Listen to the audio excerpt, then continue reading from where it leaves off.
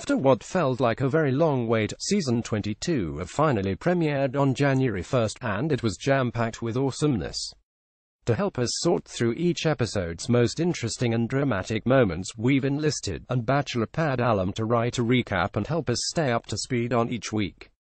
After all, he did compete alongside new Bach 4's Hart back in 2012, which gives him some serious insider knowledge. Read below for his thoughts on the latest episode. Tonight, on the most dramatic Bachelor recap ever, got the first one-on-one date with Arie, and if you can believe it, was pissed. All the little elves came out of the mansion to watch Becca ride off on a motorcycle with their man, which was a little awkward. While Arie and Becca enjoyed the experience, we got a glimpse of S' personality back at the mansion. Apparently, everyone Krystal knows has lost limbs on motorcycles, and it would have been a great fit for her because it's just too dangerous. Arie surprised Becca with celebrity stylist and designer Rachel Zoe, who has more personality than 75% of the women back at the mansion, and that's saying something. My boy should have been given a fantasy suite after this date. I think he deserved it after gifting Becca with multiple designer dresses, Neil Lane jewelry, and Louboutin pumps. Props. I guess he had to settle for a couple of makeout sessions. When Becca got back home, she was flooded with fake excitement from 20 women who wanted nothing more than to murder her with those spiky ass shoes.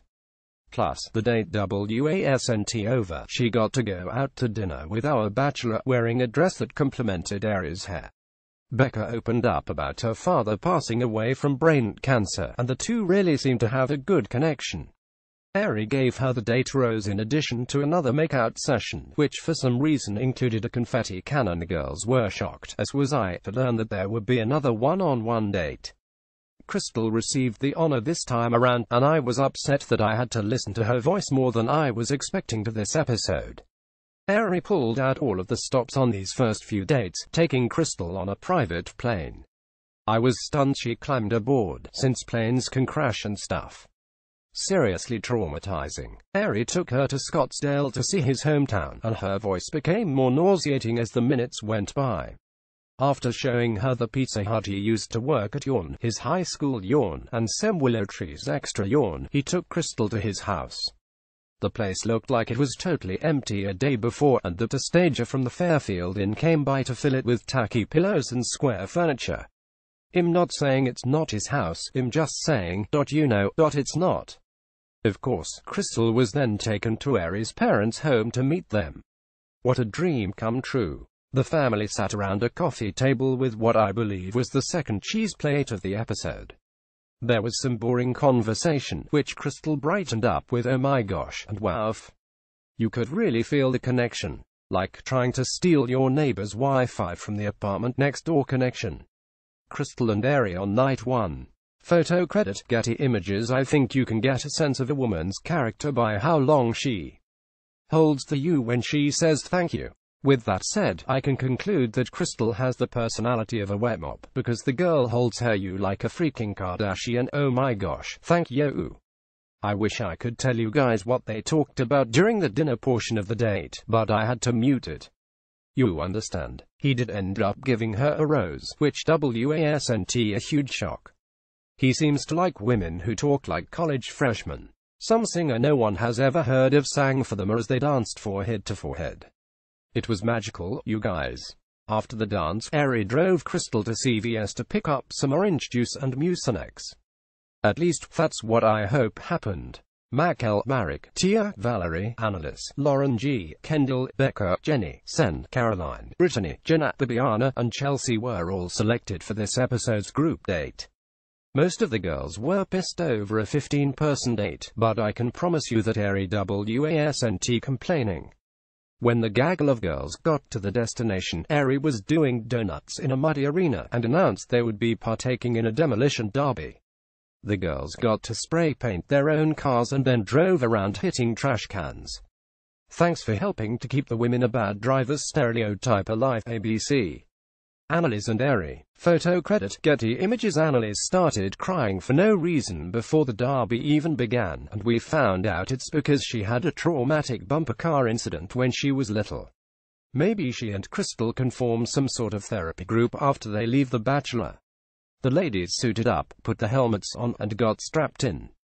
I'm not sure why this group date was called a demolition derby. It looked like any Sephora parking lot to me. Sen ended up winning the race, with Raven 2.0 aka Tia coming in second. Brittany didn't attend the later portion of the date because she wasn't feeling well. I would have called that sick too. Brienne. Chelsea was the first to steal Arie away in a shocking move. Arie described her as mysterious in the first episode, and she repeated that about 1,000 times in the second EP. She also continued to play the mom card, which a lot of the ladies seem to be getting sick of. Chelsea thinks that comparing herself to Emily Maynard, the woman who broke his heart, will work in her favor. Bibiana got super sassy over not getting any time with Arie, and started crying before storming off. If there's a surefire way to win a guy's heart, it's to overreact, shed tears, and slam doors.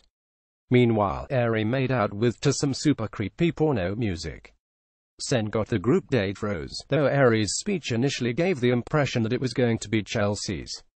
Photo credit, Getty Images. Back at the mansion, Arie checked in with Brittany at the beginning of the cocktail party to make sure she was feeling okay after the demolition derby, and presented her with a most hardcore award. After binging iCarly episodes upstairs, Becca came down for another makeout session. Krystal, despite already having a rose, stole Arie away from Lauren B. The girls were understandably upset, as were viewers, over having to hear that voice again. The Mucinex just isn't working. It's time for someone to blow the Rickler horn. I think Krystal just topped Chelsea as the most insufferable woman in the house.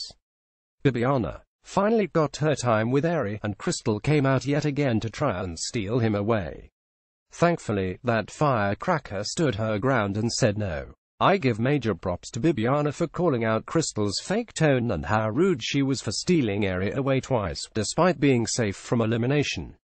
Shortly after the ladies had the tense conversation, it was time for the rose ceremony. Jenny, Valerie, and Lauren G were sent packing. Jenny walked straight out of the room without hugging Arie goodbye, and refused to put her arms around him when he chased after her for a hug. She then admitted she was sad to be leaving her friends, not him. Mad respect, Jenny. Your FabFitFun boxes will be in the mail soon, so don't fret. Jenny. Photo credit, Getty Images. My final 4 predictions from last week are still in play: Lauren B, Lauren S, Annalise, and Caroline. After this episode, I'm not confident any of these ladies will make it to the end. Annalise's bumper car breakdown didn't do her any favors, and the other ladies didn't nab as much screen time as others. I unfortunately think Krystal might weasel her way into the final 4 over Annalise.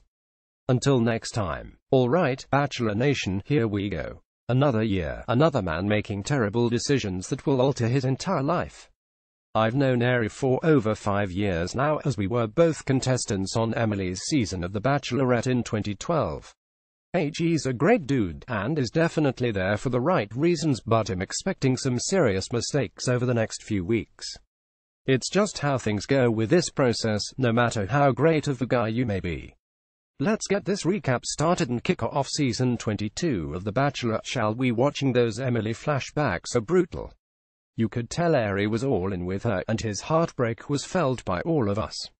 I'm really hoping things work out this time around, because it would be tough to see my boy go through that again, and I'm not sure the viewers could handle it either.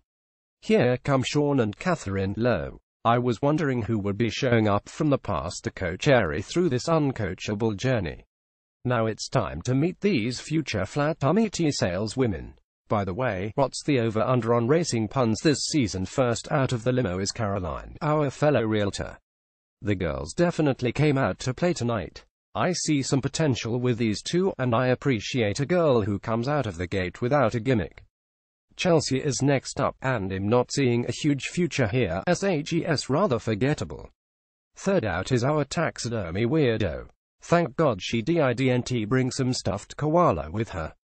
Lucienne. This girl is stunning and well-spoken, and kudos on those elephant cuff links. I'm definitely feeling Final 4 potential with this girl.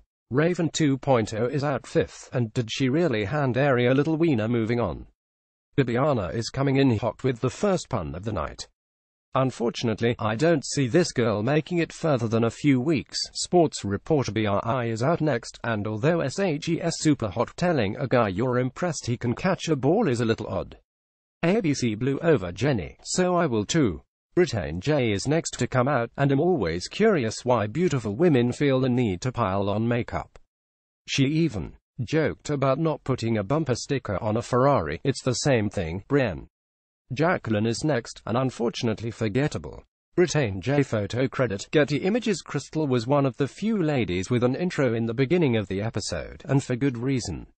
I was really feeling a Final Four vibe from her until she told Arie to close his eyes and delivered that ridiculous speech. I think he might have enjoyed it, though. NYSHA was blown over as well, but I think we need to applaud her for not toppling over, if you know what I mean. Now that the room is filling up, Captain Obvious aka Chelsea makes the astute observation that women keep entering the room. Thank you, Chelsea. I wasn't really sure which show I was watching. Here comes Valerie looking like a wannabe Princess Belle, followed by Becca in a vintage Mustang. Thank you, Becca, for taking our eyes off that monstrosity of a dress. I'm not sure if these two will have a romantic connection, but there's definitely a Twitter friendship there in the future. Jenna is up next, and I can't stop staring at that overly dramatic eyebrow. That girl puts Jim Carrey to shame. Jessica, the television host, steps out and brought a rock. Moving on. I'm feeling married a little bit, but also have a sneaky feeling the other girls aren't going to like her as much.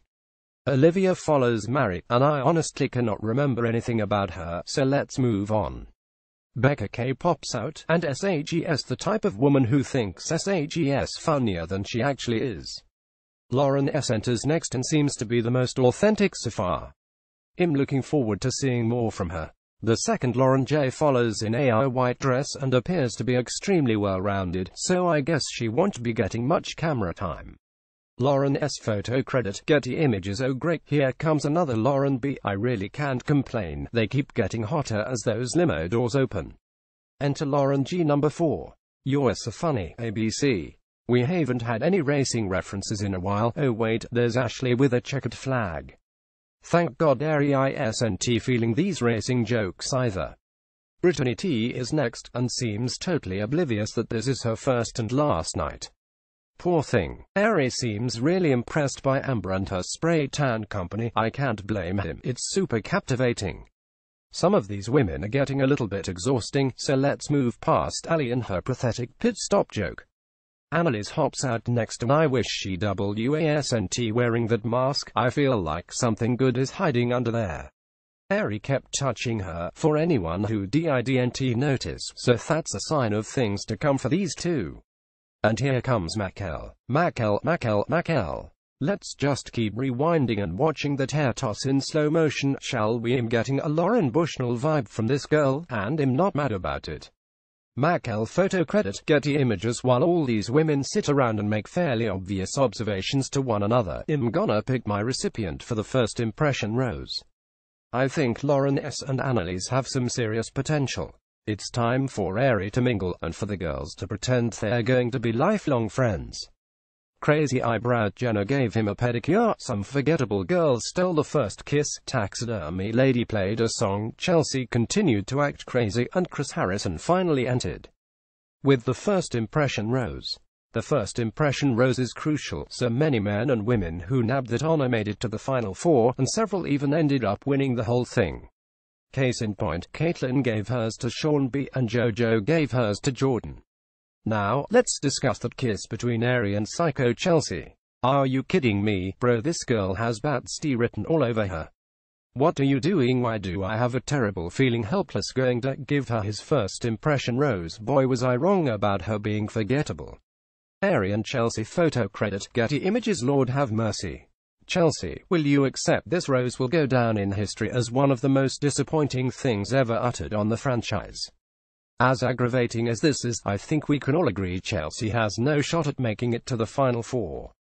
She will definitely be the Olivia Caridia Kelsey Poe of this season. After the anticlimactic rose ceremony, we lost Amber, Jessica, Britain J, Allie, Bri, Lauren J, NYSHA, and Olivia. No shock is there, and I agree with every one of these eliminations. It's a shame he couldn't send home more. So now, it's time for me to make my predictions for the final 4. I'm sure these will change week to week as we're just getting to know these girls, but for now, my money's on Caroline, Lauren S., Lauren B., and Annalise. I can't wait to see where this season goes from here. All this Chelsea nonsense is going to make for a fantastic first few weeks. Let the claws come out, the Instagram followings rise, and Paradise petitions begin. Love The Bachelor? Be sure to join our to chat about all the latest updates, exclusive interviews, and juicy gossip. This post has been edited for length and clarity.